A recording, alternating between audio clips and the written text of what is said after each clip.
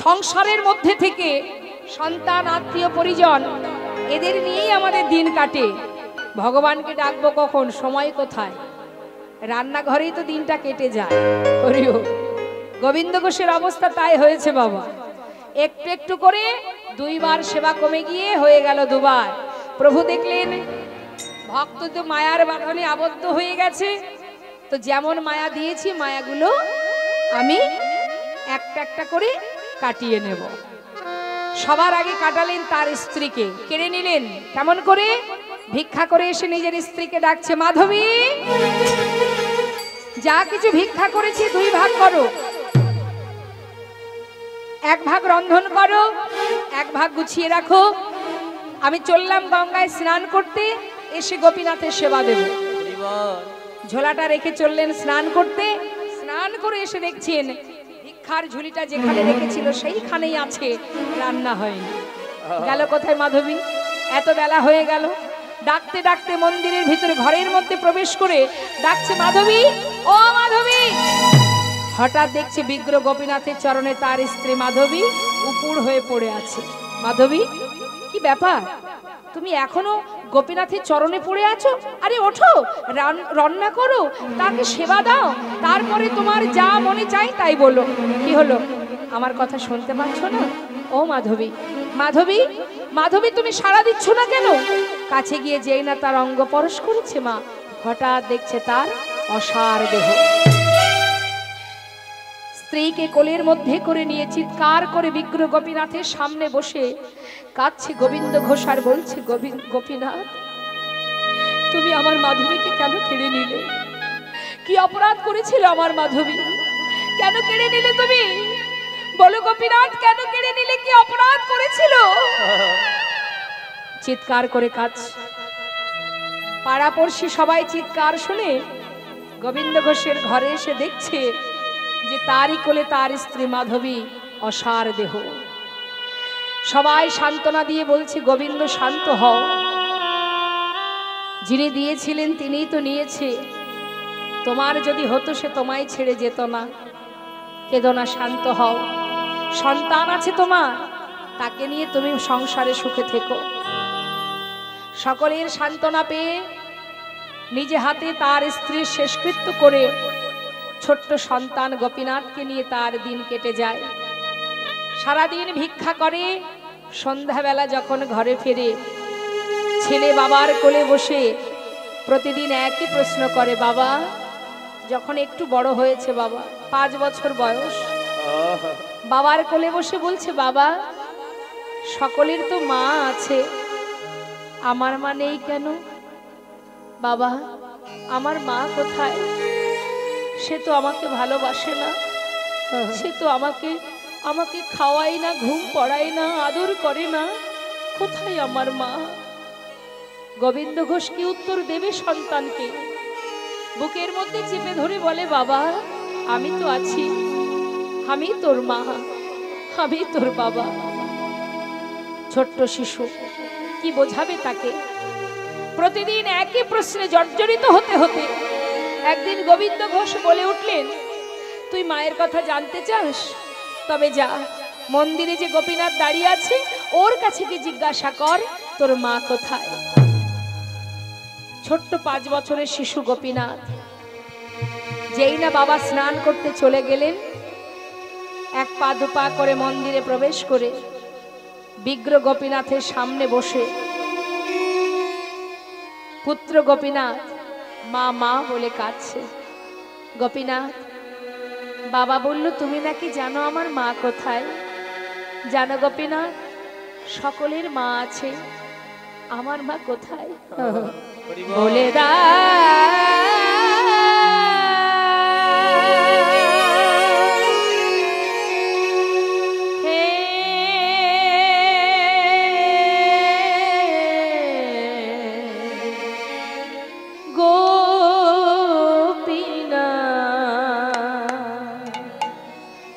বলো বলো কোথায় আমার মা?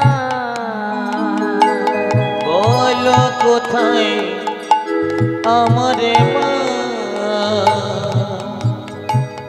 হারিয়ে গেছে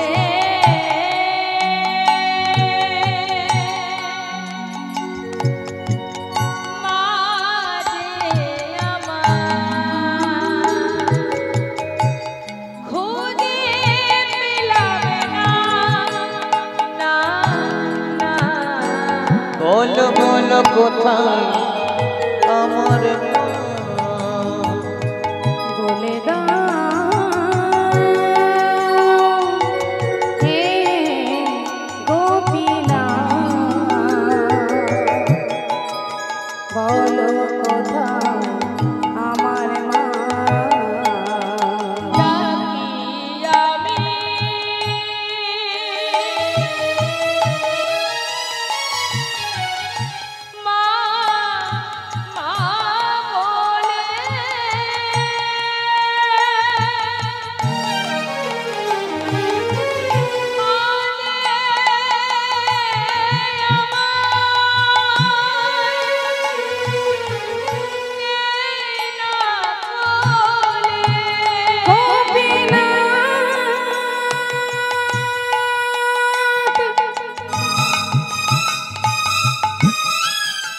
তুমি বলে দাও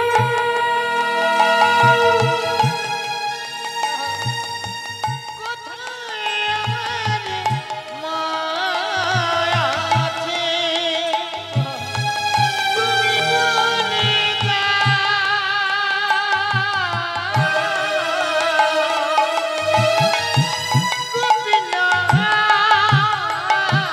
ডাকি আমি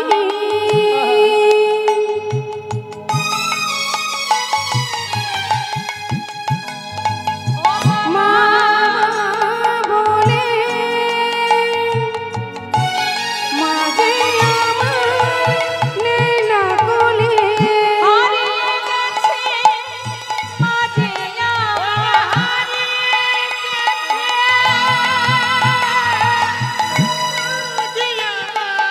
আমি খুঁজে পেলাম না। বলো বলো কোথায় আমার মা? বলে দাও হে গোপীনাথ,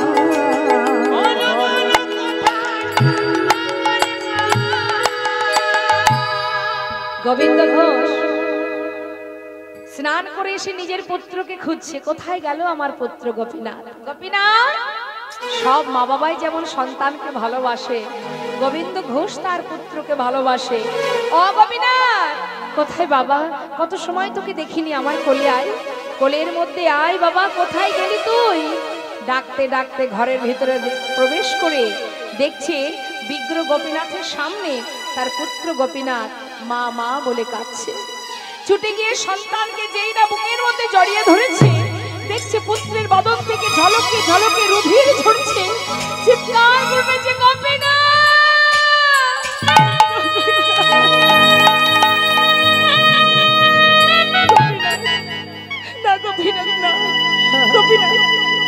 আমার সন্তানকে কেড়ে নিও না, ও ছাড়া আর কেউ নেই আমার, ও ছাড়া আমার আর কেউ নেই গোপীনাথ। তুমি তো আমার স্ত্রীকে কেড়ে নিয়েছো, আমি তো কিচ্ছু বলিনি তোমার, আমার পুত্রটুকু কেড়ে নিও না, ও ছাড়া আমার কি আছে? বুকের মধ্যে জড়িয়ে ধরে কাঁদছে। কাঁদতে কাঁদতে হঠাৎ দেখছে তার সন্তানের বদন থেকে রুধির ঝরতে ঝরতে অবশেষে পিতার কোলে পুত্র প্রাণ হারালো। সন্তানকে বুকের মধ্যে জড়িয়ে ধরে বললে, গোপীনাথ তুমি কি করলে? ভগবান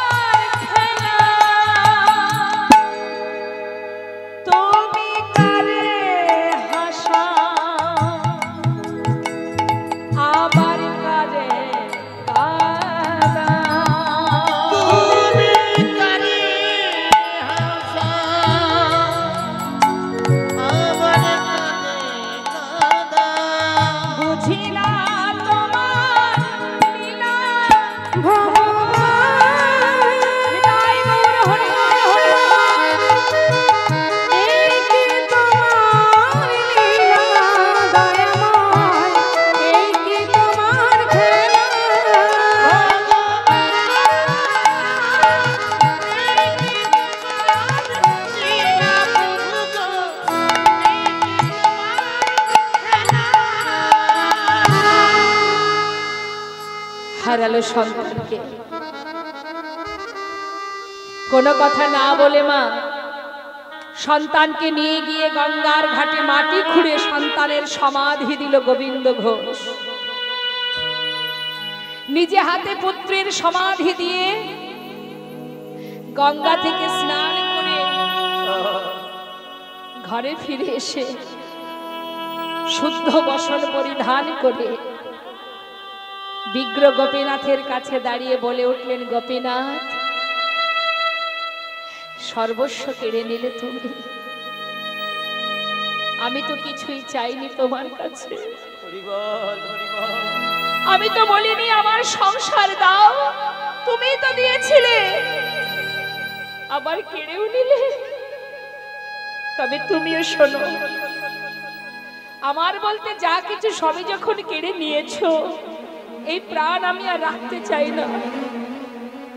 আজ থেকে আমি অনাহারে থাকবো, তোমাকেও অনাহারে রাখবো। আমি আর বাঁচতে চাই না প্রভু। দেখতে দেখতে 3 দিন হয়ে গেল মা, ভগবানের সেবা হয় না। শুধু ঘরের মধ্যে মাটিতে গড়াগড়ি দিয়ে কাঁদে আর নিজের পুত্রকে ডাকে, গোপীনাথ কোথায় তুই? একবার এসে বাবা বলি ডাক, তুই ছাড়া যে আমার আর কেউ নেই রে। 4র্থ দিন যখন হলো, ওই 4র্থ দিনে স্বয়ং ভগবান, ভক্তাধীন ভগবান ভক্তের মনোবাঞ্ছা পূর্ণ করার জন্য বিগ্রহ থেকে সচল মূর্তি ধারণ করে পুত্র সেজে ধীরে ধীরে এসে ডাকছে, বাবা, বাবা। কে? আমি গো, তোমার পুত্র। আমার পুত্র? না না, আমার পুত্র তো নেই, সে তো কবেই মারা গেছে। তুমি কে? আমি তোমায় চিনি না, চলে যাও তুমি। বাবা, তোমার কি মনে নেই, একদিন তুমি নিজেই বলেছিলে তুমি 2 পুত্রের পিতা। দুটো সন্তানের মধ্যে যদি একটি মারা যায়, এই জগতে কোনো বাবা কি আরেকটি সন্তানকে না খাইয়ে রাখে? বাবা, 4 দিন হলো আমি যে কিচ্ছু খেতে পাইনি, আমি আর পারছি না, কিছু খেতে দাও বাবা। ও, তুমি এসেছো, আমাকে বাবা বলে ডাকলে তুমি। তুমি জানো এই জগৎ মাঝে সবাই কেন একটা পুত্র চাই? শেষের দিনে মাতা পিতার শেষকৃত্য করার জন্য। তুমি তো আবার সর্বস্ব কেড়ে নিয়েছো। বলো, পারবে তুমি আমার পুত্র হয়ে আমার শেষকৃত্য করতে? পারবো বাবা, পারবো। তুমি পারবে আমার জন্য 1 মাস হব্বিষণ্ণ খেতে? পারবে না। কি করে পারবে? তুমি তো সোনার সিংহাসনে বসে থাকো, তুমি পারবে কি করে? বাবা, আমি পারবো। তুমি পারবে আমার জন্য পিণ্ড দিতে? পারবো। তুমি আমার জন্য কাছা নিতে পারবে? পারবো বাবা, আমি পারবো, আমি পারবো। পৃথিবীতে যতদিন চন্দ্র সূর্যের উদয় হবে, ততদিনই আমি তোমার শেষকৃত্য করে যাব। হ্যাঁ, আমি তোমার অঙ্গে স্পর্শ করে কথা দিচ্ছি, এবার কিছু খেতে দাও। কয়েক বাড়ি থেকে ভিক্ষা করে এনে সেবা দিল প্রভু। কিছুদিন যেতে না যেতেই গোবিন্দ ঘোষ শয্যাশায়ী হলেন মা, আর চলতে পারেন না। অন্তিম সময় এসে গেছে। শয্যাশায়ী গোবিন্দ ঘোষ, সব কিছু বিস্মরণ হয়ে গেছে, আর কিছুই তার স্মরণে নেই। আর ভগবান প্রতিদিন তার পাশে এসে পুত্র সেজে বাবার গলাটা জড়িয়ে ধরে কাঁদে আর বলে, বাবা, কষ্ট হচ্ছে তোমার? না রে, কষ্ট কেন হবে রে? মনুষ্যকুলি জন্ম পেয়ে গোনাদিন ফুরিয়ে গেছে, এবার আমার যাবার পালা। আমার যে অন্তিম সময় এসেছে, সকলের জীবনেই আসবে। কাঁদছিস কেন? কাঁদিস না। আজ ভেবেছে নিজের পুত্র পাশে বসে আছে, স্বয়ং ভগবান যে পুত্র সেজে বসে আছে সেদিকে তার খেয়াল নেই। মা বলছে, ও গোপীনাথ, বলো বাবা, আমাকে একটু চরণামৃত এনে দিবি? দেব বাবা। চরণামৃত পান করালেন গোবিন্দ। বাবা, গোপীনাথ বলো, আমার শিওরের পাশে একজোড়া করতাল আছে, আমাকে একটু একটু নাম শোনাবি বাবা? শোনাবো, এক্ষুনি শোনাবো। ভগবান পুত্র সেজে করতাল হাতে করে নিয়ে নাম গাইতে শুরু করলেন। হরে কৃষ্ণ হরে কৃষ্ণ কৃষ্ণ কৃষ্ণ হরে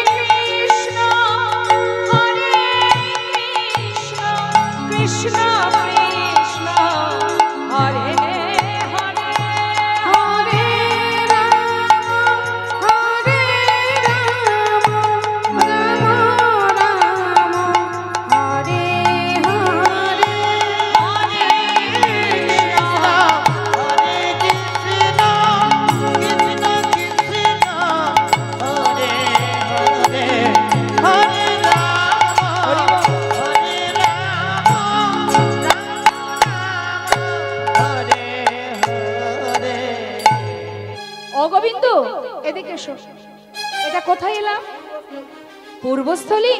শোনো গোবিন্দ, পূর্বস্থলীতে যখন এসেছি আর কোথাও যাব না, এখানে সেবার ব্যবস্থা করো। যেই বলেছে সেবার ব্যবস্থা করো, গোবিন্দ ঘোষ চিন্তায় পড়ে গেছে। মা, কি করে সেবার ব্যবস্থা করব? এত ভক্তের সেবার দায়িত্ব প্রভু আমার ঘাড়ে চাপিয়ে দিল, কি করে করব আমি? আহা, চিন্তা করছে ভক্ত, কিন্তু যার ভাবনা তো সেই ভাবে। তুমি সারাদিন যত চিন্তাই করো না কেন, তার যা ইচ্ছা সেটাই হবে। শাস্ত্রে বললেন, ভাবছো বসে চলবে কিসে, তুমি ভাববার কে? যার ভাবনা সেই ভাবে, তুমি ভাবো তাকে। আমরা ভরসা করি কোথায়? ভরসা করি নিজের ঘরের সন্তান, নিজের ঘরের আপনজনকে আমরা ভরসা করি, তাই তো? কিন্তু সত্যি কি তারা তোমাকে ভালোবাসে? না। ভালোই যদি বাসতো, সন্তান যদি ভালোবাসতো, তাহলে বৃদ্ধাশ্রমে এত ভিড় হতো না। হতো কি? দেখুন, তার একটা প্রমাণ দিই, ছোট্ট দৃষ্টান্ত। এক বাবার 3 ছেলে। মায়ের একটু মন দিয়ে শুনবেন, ইহজগতের ছেলে মেয়েদের ভালোবাসাটা কেমন দেখুন। এক বাবার 3 ছেলে। মা বাবা প্রত্যেকটা সন্তানকে কিন্তু মানুষ করে, অনেক কষ্ট করেই মানুষ করে। তা এখন বাবা দিন রাত খেটে 3 ছেলেকে মানুষ করেছে। কেউ হয়েছে মস্ত বড় ডাক্তার, কেউ হয়েছে বড় ব্যারিস্টার, কেউ আবার ইঞ্জিনিয়ার। বাবার বড় গর্ব যে আমার 3 ছেলেকে আমি মানুষের মতো মানুষ করেছি। তারা চলতে শিখেছে নিজের পায়ে, অর্থ উপার্জন করতে শিখেছে। আমার মতো খুশি আর কেহ নাই। ছেলে মেয়েরা ভালো কাজ করলে সব মা বাবাদেরই আনন্দ হয়। এখন হয়েছে কি মা, বাবা যেমন ছেলেদেরকে ভালোবাসে, ছেলেরাও কিন্তু বাবাকে ভালোবাসে। সারাক্ষণ বাবাকে জড়িয়ে ধরে বলে, বাবা তুমি আমাদের জন্য অনেক করেছো, বাবা আমরা তোমাকে বড় ভালোবাসি। যাক, বাবার গর্ব হয় ছেলেরা আমায় ভালোবাসে, এটা আমরাও ভেবে থাকি। এবার হলো কি, বাবা দেখতে দেখতে বাবার বয়স হলো, বৃদ্ধ হলো। প্রতিদিন সকালবেলা ঘুম থেকে উঠে পথে হাঁটতে যায়। হঠাৎ প্রভাতকালে পথের ধারে এক সাধুর সঙ্গে দেখা হয়ে গেল। নিতাই গৌর হরি, হরে কৃষ্ণ। সঙ্গে সঙ্গে করজোড়ে দণ্ডবত প্রণাম জানিয়ে জিজ্ঞাসা করলেন, কেমন আছেন প্রভু? সেই বৈষ্ণব বললেন, আমি ভালো আছি, তুমি কেমন আছো? আমিও খুব ভালো আছি। যাক, তা জীবনের অনেক সময় তো চলে গেল সংসারের জন্য, যতটুকু সময় আছে এবার একটু তার চিন্তা করো। কার চিন্তা? কেন? যে তোমার আপনজন। সাধু বাবা, আমার আপনজন? আমার আপন মানে তোমার 3 সন্তান, ওরাই তো আমার আপন। ওরা ছাড়া আমার আর কে আছে বলো দেখি? আচ্ছা, ওরাই তোমার আপন, তোমার আর কেউ নেই? আর কে থাকবে? ওই 3 ছেলেই আমার আপন। জানো সাধু বাবা, আমার 3 সন্তান আমাকে কত ভালোবাসে। কেমন ভালোবাসে শুনবে? তাহলে শোনো। আমার 3 ছেলে ঘরের মধ্যে বসে বসে একদিন বলা বলি করছিল। আমি দূর থেকে শুনতে পেলাম যে আমার বড় ছেলে বলছে, ভাই, আমার বাবা তো আমাদের জন্য অনেক কিছু করেছে, নিজের কথা কখনো ভাবেনি সে। তা আমার বাবা যখন মারা যাবে, আমি ঠিক করেছি আমাদের এই বাড়ির সামনে যত গাছ আছে এর মধ্যে যে আম গাছটার আম খুব মিষ্টি হয়, ওই আম গাছটাই ভাবছি কেটে দিয়ে ওই গাছটা দিয়েই আমি আমার বাবার শেষ কাজটা করব। হরি বল। এ কথা শুনে তখন মেজো ভাই বলছে, দাদা ঠিকই বলেছিস, বাবা তো অনেক করেছে আমাদের জন্য। আমিও ঠিক করেছি বাবার জন্য যেখানে আমার বাবাকে দাহ করা হবে সেই শ্মশানে একটা স্মৃতি মন্দির তৈরি করে দেব বাবার জন্য। খুব ভালো কথা। তবে জানিস ভাই, আমার ইচ্ছা আমি আমাদের এই দেশের পাথর দিয়ে করব না, বিদেশ থেকে মার্বেল পাথর এনে বাবার জন্য স্মৃতি মন্দির বানাবো। কি আছে, লাখ লাখ টাকা খরচ করব বাবার জন্য। খুব ভালো কথা। সাধু বলছে, অতি উত্তম। আহা, এমন সন্তান কয়জনের হতে পারে গো? যাক যাক, আর কি বলবো সাধু বাবা, আমার ছোট ছেলের কথাটা শুনবে? কি সেই ছোট ছেলের কথা বলো দেখি? শোনো, আমার ওই পাগল ছেলেটা সে একদিন বলছে আমার বাবার জন্য, বাবা যখন মারা যাবে 7 গ্রামের মানুষকে নিমন্ত্রণ করব, আর বাড়িতে এনে যেখানকার যেটা বিখ্যাত খাবার আছে সেটা নিয়ে এসে সবাইকে জঠর পরিপূর্ণ করে খাওয়াবো। এক এক জায়গার এক একটা বিখ্যাত খাবার থাকে না মা? যেমন আপনাদের এখানকার বিখ্যাত কি? রসগোল্লা। রসগোল্লা বিখ্যাত কোথায়? কলকাতায় না? আচ্ছা আচ্ছা, কৃষ্ণনগরের বিখ্যাত? বর্ধমানের? তাহলে এক এক জায়গায় এক একটা বিখ্যাত খাবার আছে। লাখ লাখ টাকা খরচ করব বাবার জন্য। কি আছে, আমাদেরই তো বাবা। যেই না বলেছে সাধু বললেন, তাহলে খুব ভালো কথা ভাই, এক কাজ করো, তুমি এক কাজ করো, একটু পরীক্ষা করে দেখো তোমার সন্তানরা যা যা বলেছে সেগুলো করে কিনা। কেমন করে পরীক্ষা করতে হবে? না, শোনো, তুমি একবার মরে দেখো। যেই না বলেছে মরে দেখো, বলছে মরে গেলে দেখবো কি করে? শোনো শোনো, আমার কাছে একটা ভেষজ বড়ি আছে, সেটা আমি তোমাকে দিয়ে দেব, তুমি রাত্রে খেয়ে ঘুমিয়ে থাকবে। সকালবেলায় বুঝবে যে তোমার সন্তানরা যেগুলো বলেছিল সেগুলো করে কিনা। বেশ, বাবা মনের আনন্দে ঘরে গেলেন। সন্তানদের প্রতি এতটা বিশ্বাস, সাধুকে বললেন, শোনো সাধু বাবা, তুমি পরখ করে দেখো, আমি যেটা বললাম এটাই ঠিক হবে। বেশ বেশ, তাই হোক। ঘরে ফিরে গিয়ে রাত্রে খাবার পর সেই সাধুর দেওয়া ভেষজ বড়িটা সেবা করলেন। বললেন, তুমি সব জানতে পারবে, কিন্তু বাইরে থেকে দেখলে মনে হবে তুমি মারা গেছো। বেশ, সকাল হলো মা, 7টা বেজে গেল, 8টা, 9টা, 10টা, বাবা দরজা খুলছে না। বড় ছেলে গিয়ে ডাকছে, বাবা বাবা, ও বাবা। বড় ছেলে ডাকছে, বাবার সাড়া নেই। কি হলো, বাবার সাড়া দিচ্ছে না কেন? বাবা তো এত বেলা করে ঘুমায় না। ও বাবা! চিৎকার শুনে আর দুই ভাই ছুটে এলো, তিনজনে ডাকছে বাবা বাবা বাবা বাবা। কি হলো? হ্যাঁ রে ভাই, কিছু হলো নাকি? তাই তো, বয়স হয়েছে, যদি কিছু হয়ে যায়। শোন, এক কাজ কর, দরজা ভাঙ। হ্যাঁ, সবাই মিলে দরজা ভেঙেছে। মা দরজা ভাঙা মাত্রই দেখছে বাবা শুয়ে আছে। কাছে গিয়ে ধাক্কা দিয়ে ডাকছে বাবা, ও বাবা বাবা, সাড়া দিচ্ছ না কেন? বাবা কি হয়েছে তোমার? বাবা বাবা! কি হলো বাবা তোমার? বাবা তুমি কথা বলছো না কেন? বাবা কোথায় চলে গেলে তুমি? বাবা বাবা কথা বলো, বাবা তুমি কথা বলো, তুমি ছাড়া যে আমাদের আর কেউ নেই বাবা। বাবা গো, আমাদের মাথার উপরে তুমি তো বট গাছের মতো ছায়া দিতে, যেখানে থেকে দুদণ্ড শান্তি পেতাম। তুমি চলে গেলে বাবা, আমরা কোথায় থাকবো, কোথায় যাব বাবা? বাবা ওঠো। কাজ চিৎকার করে কান্না শুনে পাড়াপড়শি ছুটে এসেছে। ছুটে এসে দেখছে, আহা, মানুষটা এত তাড়াতাড়ি চলে গেল। বাবার অন্তরটাও কেঁদে উঠেছে। মা যে দেখো সাধু, আমার সন্তানটা কেমন করে কাঁদছে আমার জন্য। ওরা যে আমায় বড় ভালোবাসে, একবার চেয়ে দেখো সাধু। বাবাও কাঁদছে, সারা গ্রামবাসী ছুটে এসে সবাই কাঁদছে। এমন সময় তিন ভাই বলা বলি করছে, ভাই কাঁদলে তো হবে না, বাবার জন্য শেষ কাজটা করতে হবে। চল বাবার শেষ কাজটা করে ফেলি, কান্না বন্ধ কর। কি করবি? বলছে দেখ, ভেবেছিলাম বাবার জন্য বাড়ির মধ্যে যে ভালো আম গাছটা আছে ওটাই কেটে বাবার শেষ কাজটা করব। এখন চিন্তা করছি শুধু শুধু গাছটা কাটার দরকার নেই। বাবার জন্য বাড়ির মধ্যে যে আম গাছটা, যে আমগুলো টক হয় যে গাছে, ওটাই না হয় কেটে দেব। তাহলে মিষ্টি আম গাছটা কাটবি না কেন?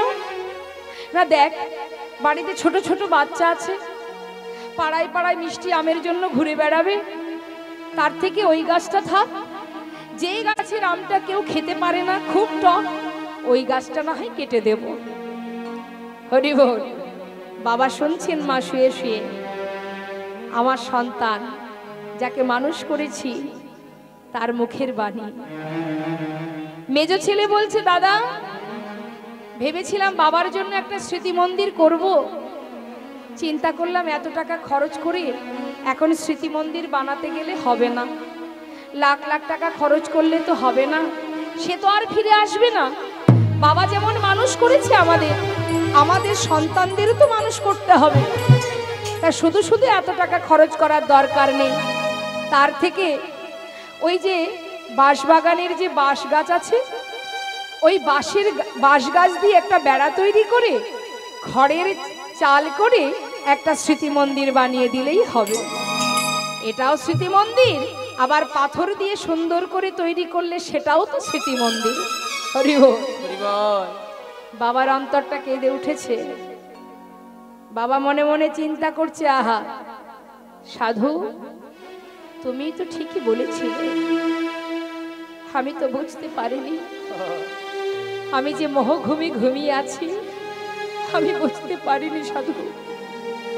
রইল বাকি ছোট ছেলে, তার কথাটা শুনলেই ঘর ছেড়ে চলে যাব। ছোট ছেলে বলছে, দাদা ভেবেছিলাম বাবার জন্য দামি দামি বিদেশ থেকে খাবার কিনে লাখ লাখ টাকা খরচ করে 7 গ্রামের মানুষকে খাওয়াবো। এখন চিন্তা করছি এত মানুষকে খাওয়ানোর কোনো দরকার নেই। যে কজন বাবাকে নিয়ে শ্মশানে যাবে, ওই বর্ধমানের মিহিদানা আর শক্তিগড়ের ল্যাংচা, কলকাতার রসগোল্লা যেমন মিষ্টি, বাজারের গুড় বাতাসা সেও তো মিষ্টি। ভাবছি যারা শ্মশানে যাবে তারা ফিরে এলে চিড়ের সঙ্গে গুড় বাতাসা মিশিয়ে খাইয়ে দিলে হবে। বাবা মনে মনে চিন্তা করলেন, আহা আমার জন্য আর তোদের ভাবতে হবে না, এতদিন ভেবেছিলাম তোরাই আমার ভালোবাসা, তোরাই আমায় দেখবি, কিন্তু আজ বুঝেছি রে, আজ বুঝেছি আপন আপন করছো যারে সে তো আপন নয়। দিন ফুরালে বুঝবে আপনে যে বড় হয়। হরি বল হরি বল। ওরে আর তোরা ভাবিস না, বিছানা থেকে যেই না উঠে বসেছে মা, হঠাৎ তিন ছেলে দেখছে বাবা বসে আছে, ছুটে গিয়ে জড়িয়ে ধরেছে, বাবা বাবা বাবা বাবা তুমি বেঁচে আছো, বাবা তুমি বেঁচে আছো, বাবা বেঁচে আছো। বাবা বললেন ওরে হরি বল। এতদিন তো মরেই ছিলাম, বুঝতে পারিনি রে, আজ বেঁচে উঠেছি। চিন্তা করিস না, আমার জন্য আর ভাবিস না। ঘর থেকে বেরিয়ে ছুটতে ছুটতে সাধুর চরণে গিয়ে চরণ দুটি জড়িয়ে ধরেছে, সাধু বাবা আমায় মুক্তির পথ বলে দাও। আমি কি করলাম, সারা জীবনে যাকে ভালোবাসলাম না, যার কথা চিন্তা করলাম না, সেই যে আমার আপনজন। সাধুর কাছ থেকে মন্ত্র গ্রহণ করে ঘরের কোণে বসে বসে কাঁদছে আর বলছে, দয়াময় কৃপা করো প্রভু, কৃপা করো প্রভু, দয়াময় কৃপা করো, তুমি দয়া করো একবার, তুমি কৃপা করো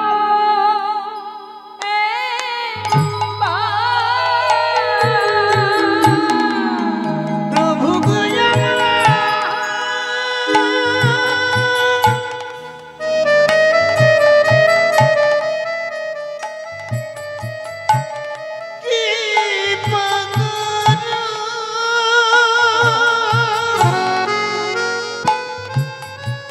দয়া করো একবার।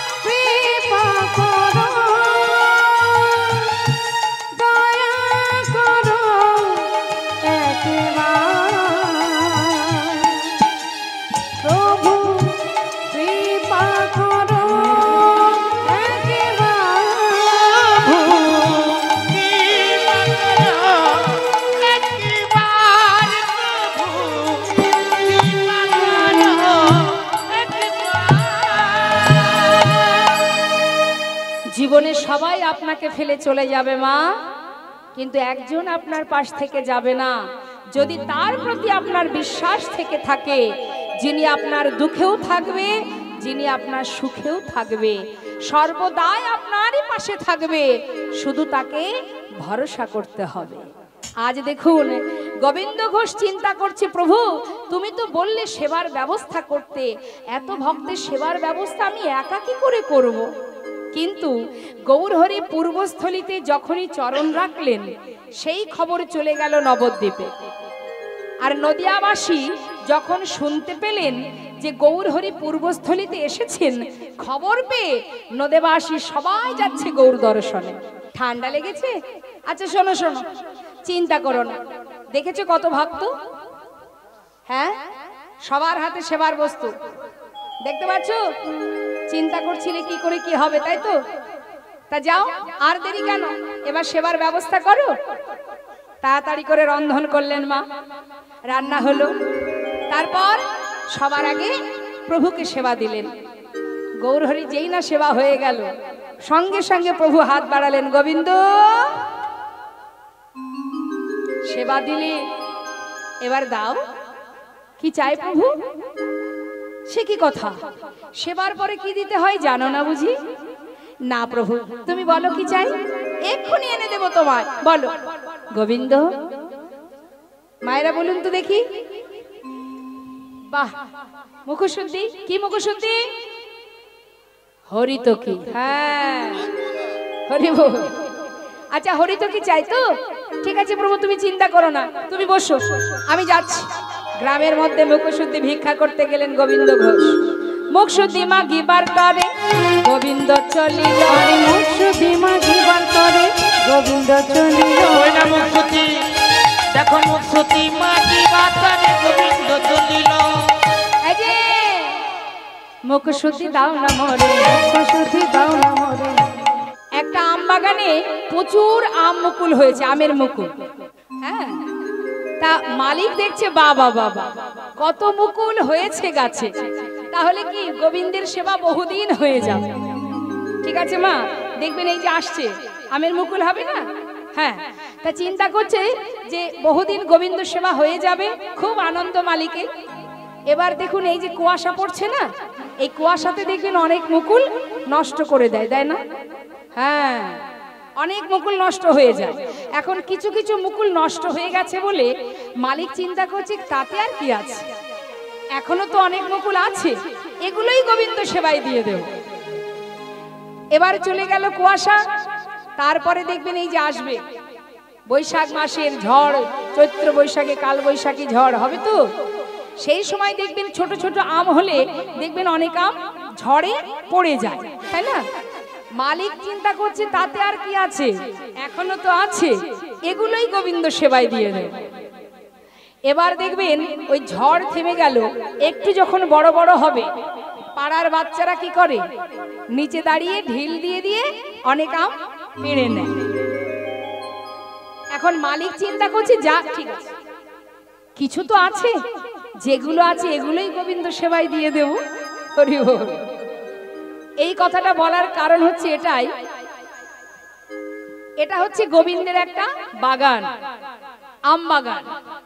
এই আম বাগানে যখন আমি প্রথম আসি দেখলাম প্রচুর মুকুল হয়েছে আম বাগানে, অর্থাৎ অনেক ভক্ত এসেছে। এবার দেখা গেল কি, প্রথমত কুয়াশা কুয়াশা, ওই যে বাড়ি যাব অনেক দূর, বাড়ি যেতে হবে। কোথায় বাড়ি আমাদের জানেন? আমার বাড়ি কোথায়? আমাদের বাড়ি কোথায়? প্রকৃত বাড়িটা কোথায় আমাদের? এগুলো তো আমাদের বাড়ি নয়। কোথায় বাড়ি? হ্যাঁ,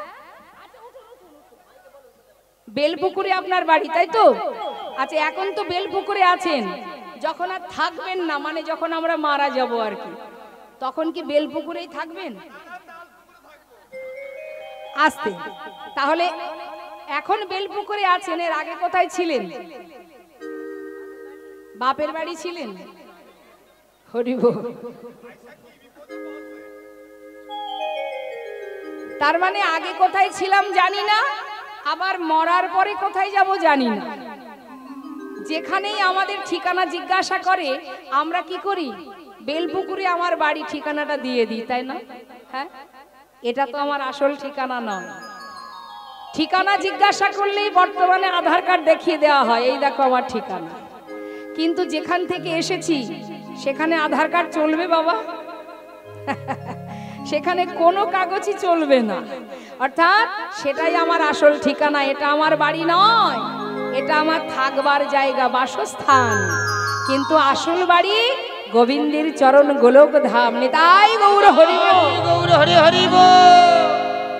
তা গোবিন্দের চরণে পৌঁছাতে গেলে, ভগবানের সেবায় লাগতে গেলে ধৈর্য ধরে বসতে হয়, তাই তো? তা এখন ওই যে বললাম কুয়াশায় অনেক আম নষ্ট হয়ে গেছে।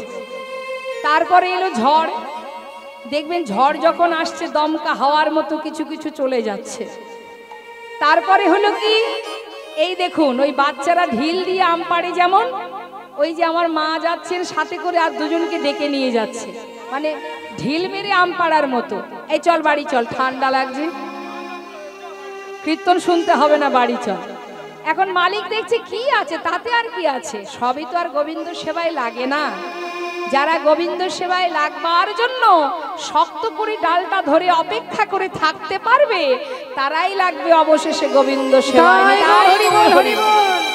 অর্থাৎ রাধা গোবিন্দের মধুর লীলা সম্পূর্ণ না করলে, মধুর মিলন না সাধন করলে গোবিন্দের কৃপা লাভ করা বড় কঠিন।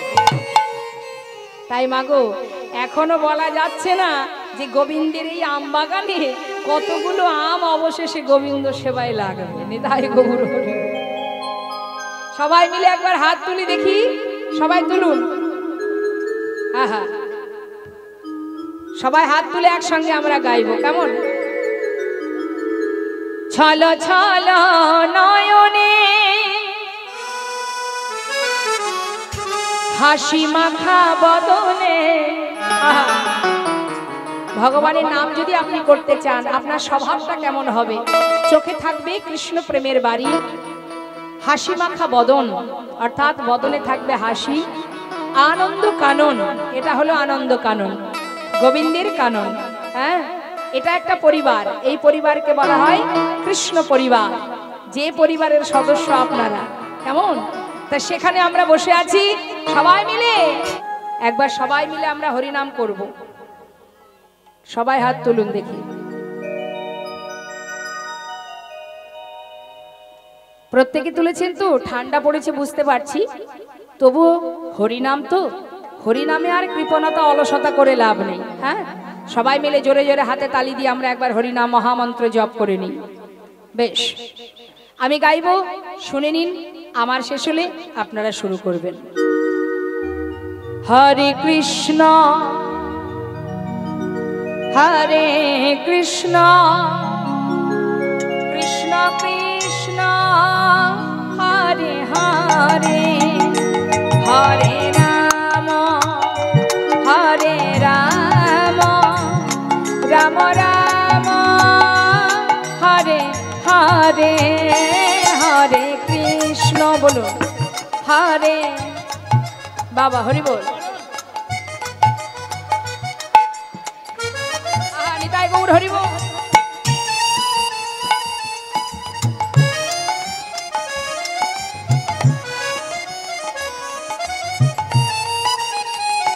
হরে কৃষ্ণ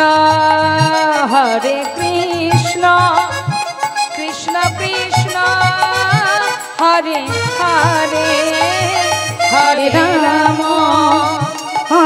রাম রাম রাম হরে হরে, হরে কৃষ্ণ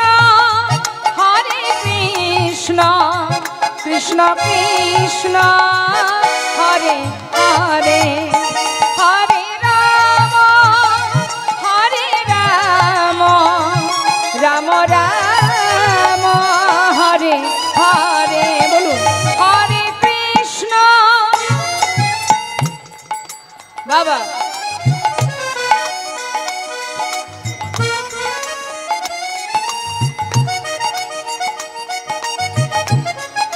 হরি বল।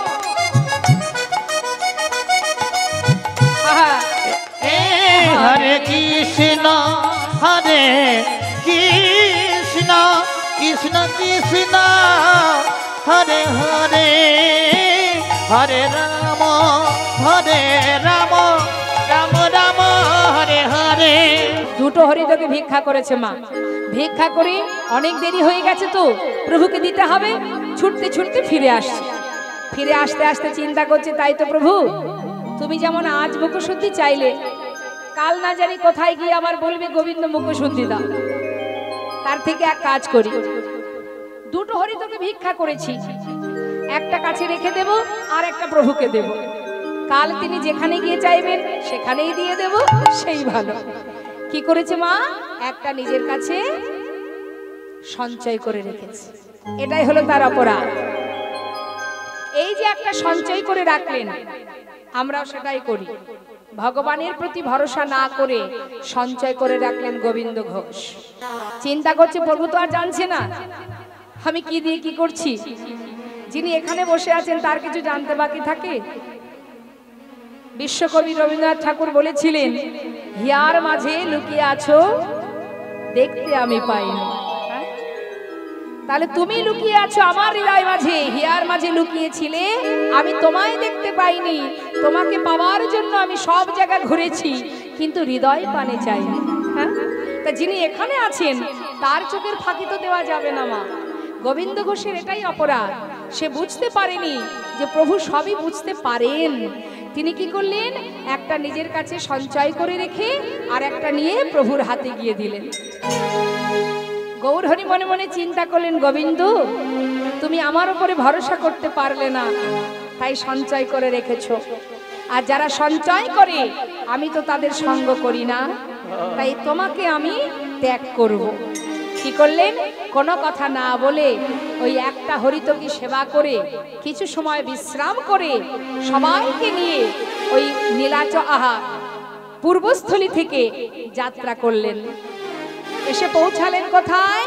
পর দিবসেতে প্রভু অগ্রদ্বীপে আইলা। অগ্রদ্বীপে আইলা।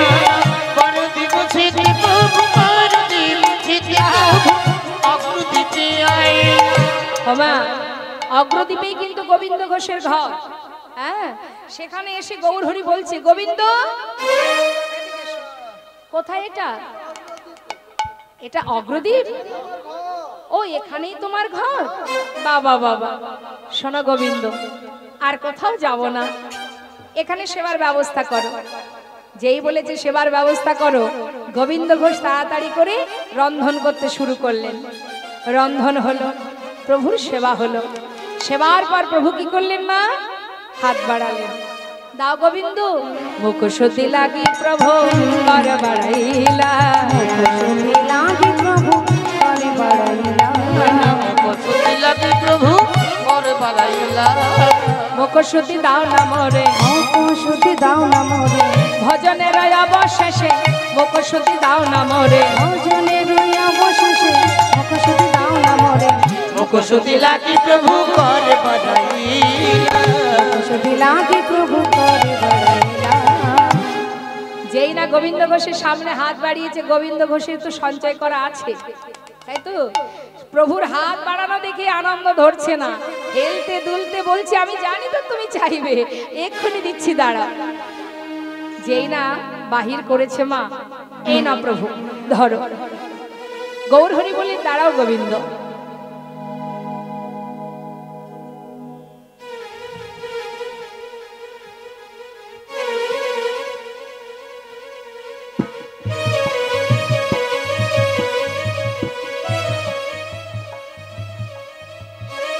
মায়েদের আবার উলুধ্বনি উলুধ্বনি।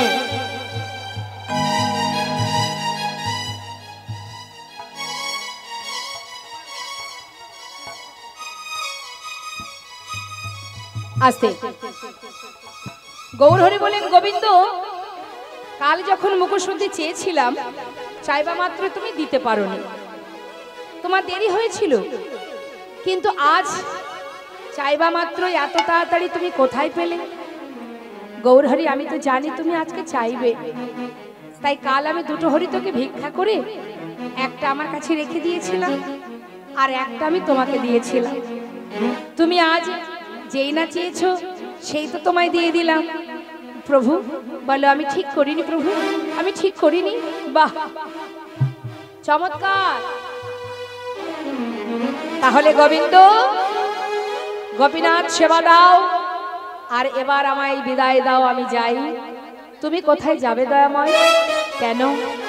তুমি তো জানো আমার মন মানে না, আমি যাব বৃন্দাবনে। ও গো আমার মন মানে না, যাব বৃন্দাবনে। আমার মন মানে না, যাব বৃন্দাবনে। ও গো আমার মন মানে না, যাব বৃন্দাবনে। আহা নয়ন ভরে, দুটি নয়ন ভরে, দুটি নয়ন ভরে, ও দুটি নয়ন ভরে, দুটি নয়ন ভরে হেরব সদা, নয়ন ভরে হেরব সদা, ওই মদন মোহনে। আমার মন মানে না, যাব বৃন্দাবনে। আমার মন মানে না, যাব বৃন্দাবনে। ও আমার মন মানে না, যাব বৃন্দাবনে। আমার মন মানে না, যাব বৃন্দাবনে। আমার মন মানে না, যাব বৃন্দাবনে। একসঙ্গে গাইব সবাই। বৃন্দাবনেশ্বরী প্রেমময়ী রাধারানীর নাম জপ করব সবাই মিলে হাতে তালি দিয়ে। রাধে রাধে রাধে রাধে রাধে রাধে রাধে বল বল বল, রাধে রাধে রাধে রাধে বলো, রাধে রাধে বল। রাধে রাধে রাধে রাধে, রাধে রাধে বল, রাধে রাধে রাধে রাধে রাধে রাধে বল রাধে রাধে রাধে রাধে রাধে বল, রাধে রাধে রাধে রাধে রাধে রাধে বল। রাধে রাধে রাধে রাধে রাধে বল, রাধে রাধে রাধে রাধে রাধে রাধে বল। রাধে রাধে রাধে রাধে রাধে রাধে বল, রাধে রাধে রাধে রাধে রাধে রাধে বল। অনেকক্ষণ আমার মায়েদের কণ্ঠটা শুনিনি, এবার একটু শুনতে চাই। হ্যাঁ, জোরে জোরে বলবেন কিন্তু, দেখে হাত তুলুন। সবাই রাধে রাধে বলবেন বা রাধে কৃষ্ণ যা খুশি বলতে পারেন। আর আমি এক একটি জায়গার নাম বলবো বৃন্দাবনের, আর আপনারা শুধু রাধা নাম বলবেন, কেমন? দেখে হাত তুলে। বৃন্দাবন কি, আরেকটু জোরে, আরেকটু জোরে। বাহ, এই তো। হ্যাঁ, বৃন্দাবন কি রাধে, যমুনা মাই কি। হাতে তালি দিতে হবে, তালে তালে বলতে হবে, তাহলে আর ভুল হবে না। হ্যাঁ, তালে তালে, কেমন? তাল খেয়েছেন? তাল বেশি বেশি তাল খাবেন, তাহলে তাল হবে। এইদিকে ভালো তাল পাওয়া যায়, আমার খুব পছন্দ হয়। জোরে জোরে, কেমন?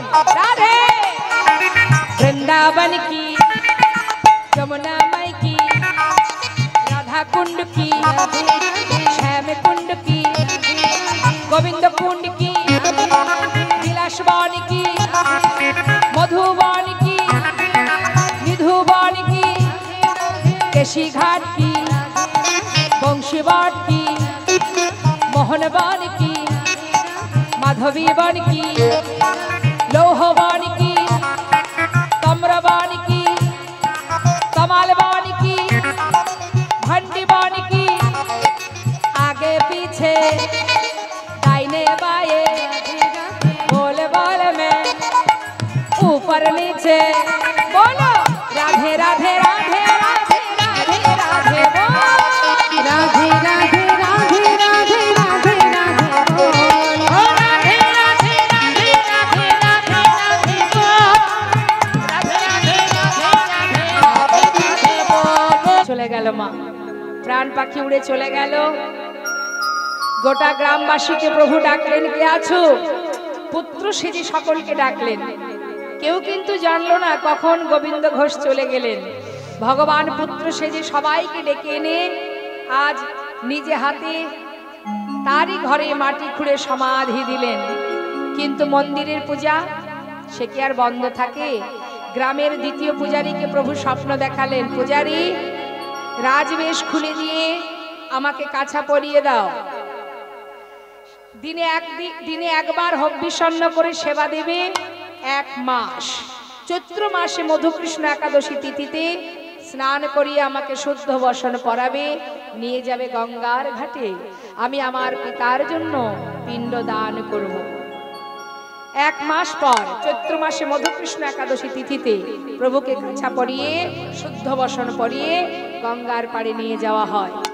যদি তার সন্তান তার ক্রিয়া করত, শ্রাদ্ধ ক্রিয়া 1 মাস পরে একবার, তারপরে তো আর করতো না মা। কিন্তু যেটা আজও বর্তমান, যারা যাননি দর্শন করে আসবেন। কাটোয়া থেকে নবদ্বীপে যেতেই মাঝখানে পড়ে এই অগ্রদ্বীপ। এই অগ্রদ্বীপে আজও মকর সংক্রান্তি তিথিতে প্রভুকে কাছা পরিয়ে গঙ্গার পাড়ে নিয়ে যাওয়া হয় এবং সেখানে বিশাল মেলা হয়, অনেক কীর্তন বাউল প্রোগ্রাম হয়। আপনারা দর্শন করে আসবেন সেই দিনে।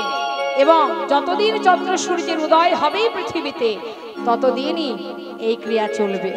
কাছা পরিয়ে গঙ্গার ঘাটে নিয়ে গেছে, ভগবান ভক্তের জন্য পিণ্ড দান করছেন পুত্র সেজে। মহাজন বললেন, দেখো দেখো,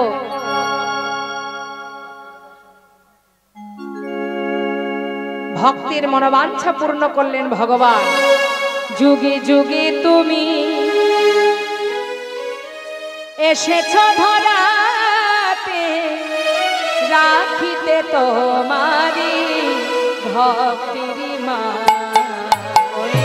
যুগে যুগে তুমি এসেছ ধরাতে, রাখিতে তোমারি ভক্তির মা। হরে কৃষ্ণ হরে কৃষ্ণ কৃষ্ণ কৃষ্ণ হরে হরে, হরে রাম হরে রাম রাম রাম হরে বলো হরে কৃষ্ণ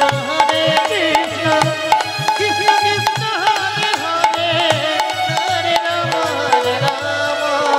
রাম রাম হরে হরে। ভক্তির বাসনা প্রভু পূরণ করিল, ভক্তির বাসনা প্রভু পূরণ করিল। প্রেমানন্দে বদন ভরে হরি হরি বল, প্রেমানন্দে বদন ভরে হরি হরি বল। জয় সচিনন্দন জয় গৌর হরি, কৃষ্ণ প্রিয়ার প্রাণ ধোয়া নদিয়া বিহার, কৃষ্ণ প্রিয়ার প্রাণে গোরা নদিয়া বিহার। জয় গৌর হরি বল হরি বল। লীলা এবার আমরা বিশ্রাম রাখলাম।